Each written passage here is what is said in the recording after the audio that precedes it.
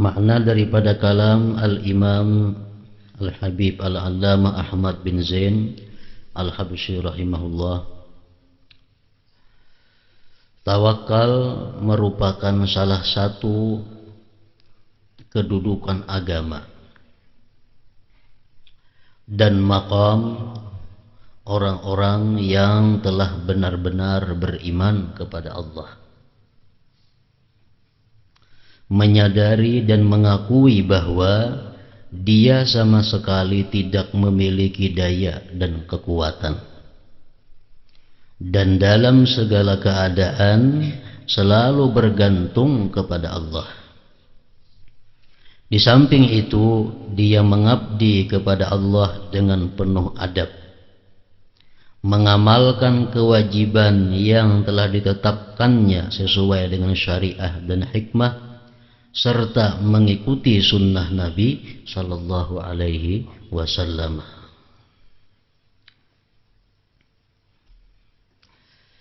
Jadi di sini Al-Habib Ahmad bin Zain mengatakan bahwa tawakal itu adalah makam orang yang benar-benar beriman. Yang kedua, beliau memberikan isyarat dalam kalamnya tadi bahwa tawakal kepada Allah Subhanahu wa taala tidak menafikan usaha. Artinya tidak bertolak belakang dengan usaha. Berusaha itu dibolehkan dan tidak menghilangkan kedudukan tawakal, asalkan usaha kita itu memenuhi beberapa syarat, sehingga usaha itu tidak mengeluarkan seseorang dari golongan orang-orang yang bertawakal kepada Allah Subhanahu wa ta'ala.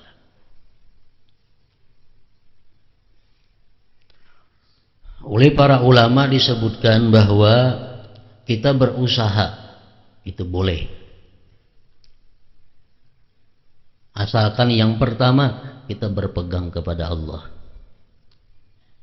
Hati kita ini bersandarnya kepada Allah, bukan kepada usaha yang kita lakukan. Yang kedua, beradab dengan adab syara' dalam usaha.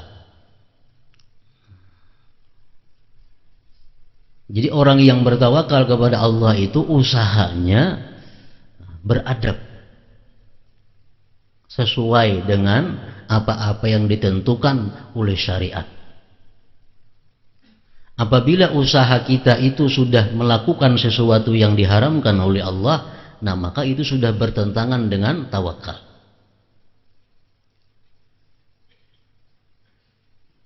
Yang ketiga, tidak melalaikan satu kewajiban. Ayo kita berusaha,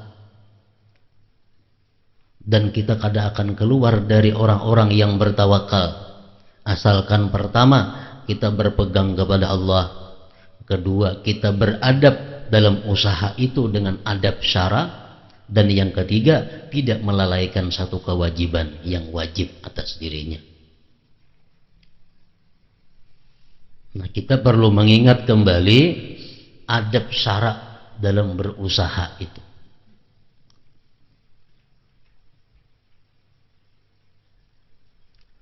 Apa yang dimaksud dengan dia berusaha itu sesuai dengan adab syariat? Oleh ulama disimpulkan ada 12 macam adab oleh orang berusaha itu. Baik inya petani, baik inya pedagang, baik inya buruh, baik inya pegawai, pokoknya dalam hal usaha, nah itu ada aturan-aturannya yang mana diatur oleh syariat.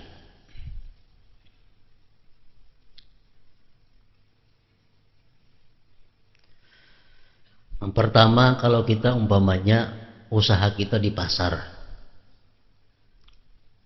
baik bertukar atau berjual, Oleh para ulama tadi disebutkan 12 macam. Nang mau kada mau mesti dipenuhi oleh orang-orang nang bertawakal kepada Allah. Pertama al-ilm, ilmu. Orang yang hendak berusaha itu diwajibkan dahulu ilmu. Maksudnya ilmu di sini apa? Ilmu agama. Mengetahui bujur kayak apa jual beli nang sah lagi halal. Kayak apa jual beli nang sah namun haram. Kayak apa jual beli nang kada sah lagi haram. Nah, itu mesti diketahui oleh seseorang yang berusaha dagang contohnya. Ada jual beli sah dan halal. Itu jual beli nang mencukupi segala syarat dan rukun jual beli. Sah dan halal. Umpamanya kita nukar tape, nah nukar tape 10.000, kita bayar, kita ambil, kita akad jual tukar, kita bawa dengan senang hati antara penjual dan pembeli. Nah, ini jual belinya sah dan halal. Ada lagi contoh jual beli nang sah tapi kada sah tapi haram. Sah namun haram. Antara lain jual beli bagi laki-laki pada waktu orang salat Jumat. Pada waktu azan kedua hari Jumat sampai salamnya imam di masjid itu kada boleh seorang laki-laki melakukan jual beli. Kalau dia melakukan jual beli sah saja, namun gawiannya itu adalah haram. Pekerjaannya haram. Termasuk di sini jual beli nang mana membantu orang lain melakukan maksiat kepada Allah Subhanahu wa taala. Contohnya kita menjuali emas. Kita menjual emas kepada seorang laki-laki. Nang menurut keyakinan kita, emas itu bakal dipakainya seorang. Nah, kita juali, sah jual belinya, namun itu haram. Kenapa haram? Karena menolonginya untuk berbuat maksiat kepada Allah Subhanahu wa taala. Orang berjual pakaian-pakaian pendek, pakaian-pakaian handap nang membuka aurat. Nah, dijualnya kepada seseorang itu. Sedangkan dia punya keyakinan ini bakal dipakainya di tengah umum. Dijuali, jual belinya sah tapi haram. Yang ketiga tadi apa? Jual belinya kada sah. Bila kada sah otomatis haram. Haram dipakai, haram digunakan. Jual beli nang kada baakad umpamanya. Jual beli riba. Nah, itu jual beli nang haram lagi kada sah. Ilmu-ilmu seperti ini wajib diketahui, dipelajari oleh setiap orang yang berusaha. Orang berusaha pertanian wajib dia belajar ilmu pertanian menurut agama macam apa. Orang jadi buruh, nah wajib dia mengetahui ilmu bagaimana agama mengatur seorang buruh.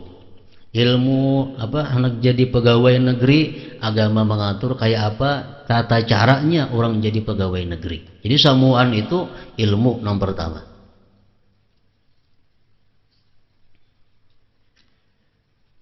Yang kedua, husnun niyyah wal i'tiqad. Baik niat. Baik niat dan i'tiqad. Artinya ini berusaha itu niatnya baik. Niatnya baik. Contohnya apa? Untuk memberikan nafkah kepada keluarga. Anak bini. Dia berusaha niatnya kalau ada lebihan untuk sosial. Itu niat nang baik. Dia berusaha kalau tak kumpul duitnya hendak tulak naik haji. Baik niatnya. Nah, niat nang baik. Niat nang kada baik kenapa? Niat nang kada baik adalah dia berusaha itu untuk mengumpulkan, menumpuk kekayaan. Nah, ini nang kada baik. Inya berdagang, inya bekerja, niatnya apa? Hendak mengumpulkan sebanyak-banyaknya kekayaan. Itu niat nang kada baik. Jauh daripada orang nang bertawakal kepada Allah.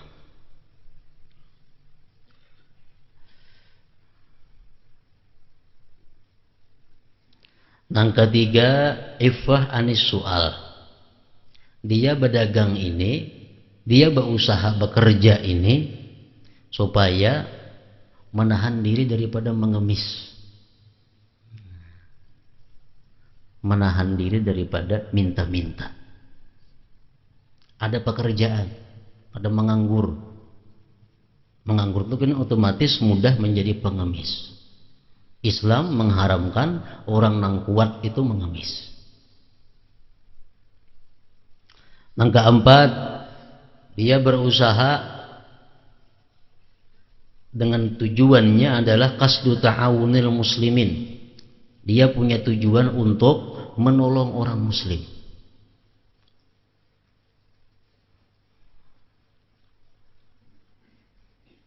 Menolong orang muslim. Kan barang yang kita jual ini atau pekerjaan yang kita gawe ini pasti ada sangkut pautnya dengan orang-orang muslim. Jadi kita berusaha ini ada tujuan untuk menolong orang-orang yang muslimin.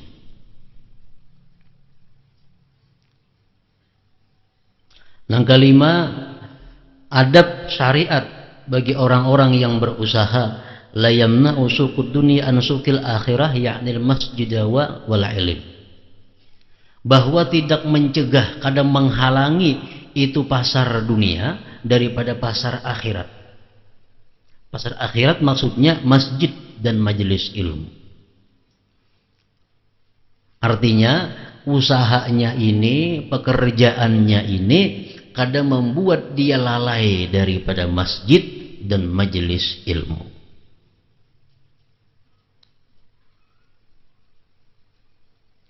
Karena dia tawakal. Umpamanya berdagang sampai waktu sembahyang tutup. Ini sudah punya tawakal kepada Allah, walaupun ditutupnya tokonya ini rezekinya kada akan lari. Rezekinya kada akan lari. Nah, kalau orang kada bertawakal kepada Allah, tutup meninggalkan toko itu waktu sembahyang tuh khawatir, berusia kena datang orang nak nukar, aku kada ada kayak apa? Berusia ke sebelah toko nang buka ini atau ke seberang sana. Nah, itu adalah orang yang kada bertawakal. Orang yang bertawakal itu berusaha bila mana sampai waktunya majelis ilmu, sampai waktunya salat di masjid tutup. Dia punya keyakinan rezekinya kada akan kurang dengan demikian itu.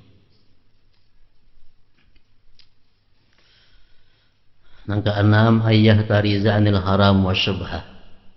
Bahwa dia memelihara, menghindar daripada nang haram dan nang syubhat. Jadi artinya jual belinya itu bujur-bujur. Jangan sampai ada orang nang dirugikan dengan nukar barang kita. Jangan sampai orang ada kecewa, jangan sampai ada orang menyesal karena itu perkara yang diharamkan. Nah, dia menjauhi hal-hal nang haram dan syubhat.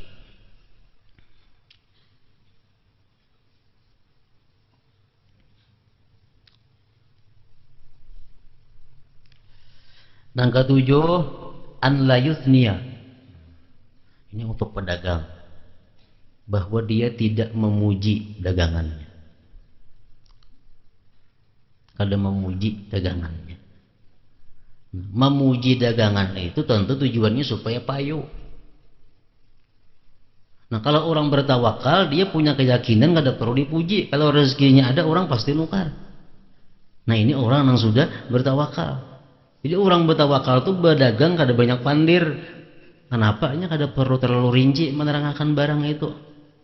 Kada perlu memuji-muji dengan dagangannya. Yang kedelapan, an la yahlifa. Jangan sampai bersumpah. Supaya orang nukar akun bersumpah.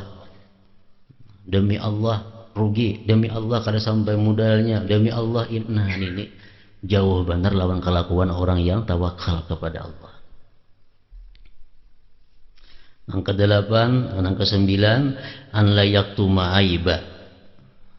Dia kada boleh menyembunyikan aib. Aib celah. Kalau inya tahu, pedagang nih kalau inya tahu barang nang pajang dijual ini ada aib, inya wajib menerangkan kepada pembeli bahwa barangnya ini adalah aib.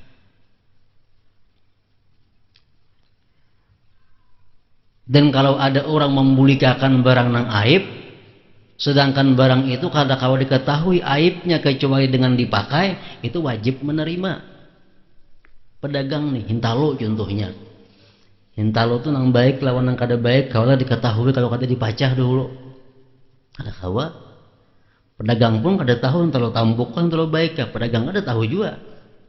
Jadi orang nukar hintalo, jual ya hintalo. Sampai ke rumah dibukanya tambuk, dibulikakannya wajib si pedagang ini memberi duitnya atau menghurupi yang lain yang baik.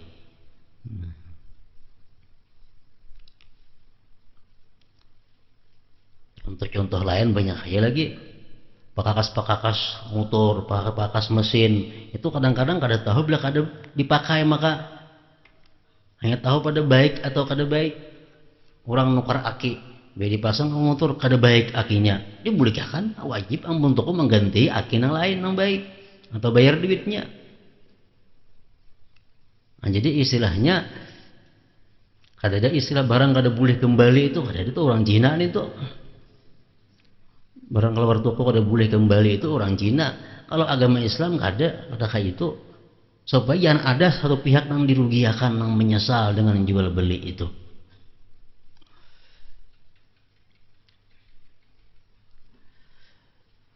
Jadi ngapa karena ngapa ke barang nang kita kada tahu aibnya, kada tahu rusaknya kecuali dipakai, nah itu kita bolehkan, dan nang ampun toko mesti mau kada mau menerima dan kada boleh dipotong harga. Ini kan pakai apa? Jadi kurangnya 10% kada boleh itu. Harus apa ingin nukar saya itu bolehkan duitnya atau ganti barangnya. Kalau udah hendak makan pun orang.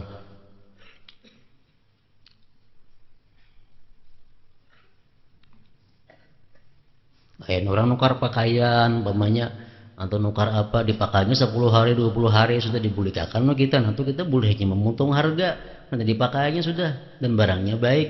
Nang kada boleh dipotong harga ini barang orang nang kayak tadi contohnya nukar hintalo berapa sebiji 1000, nah gua ke rumah dipacah tambok bolehkan 100 sewa ganti lagi gitu kan tukang kios, nah itu nang kada boleh, separuh hilang pun orang.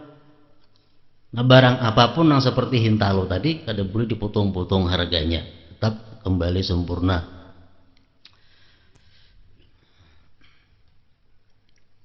Yang ke-10, adab orang yang berdagang yang bertawakal kepada Allah, yulazimu dzikrallah. Dia melazimi zikir kepada Allah. Jadi walaupun dia di toko, walaupun dia di pasar, tetap kada menghalanginya untuk berzikir kepada Allah. Apalagi dagangan rahatan sunyi, sepi pembeli, lebih baik daripada jauh-jauh ke situ kamari bawa pandiran, lebih baik bagaimana di toko zikrullah, membaca zikir, bawa Quran ke toko itu, bawa tasbih ke toko, bawa dalail, bawa macam-macam. Jadi bila ada pembeli bacaan itu. Jadi Imam Hasan Basri mengatakan Zakirullah fis-suq yaji'u yaumal qiyamah wajuhu kadau'il qamar. Orang nang berzikir kepada Allah di toko, di pasar, kawa berzikir, itu di hari kiamat dia datang karena wajahnya seperti bulan purnama. Nah, karena pendapat inilah banyak di antara orang-orang aulia dahulu, di antaranya Junaid al-Baghdadi, Nasidin besi toko di pasar. Sini datang ke toko, buka seberapa jam tutup, beramal di dalam toko. Supaya apa? Dapat fadilatnya ini, keutamaannya, karena beribadah di pasar itu kalau kita kawa ganal bana pahalanya.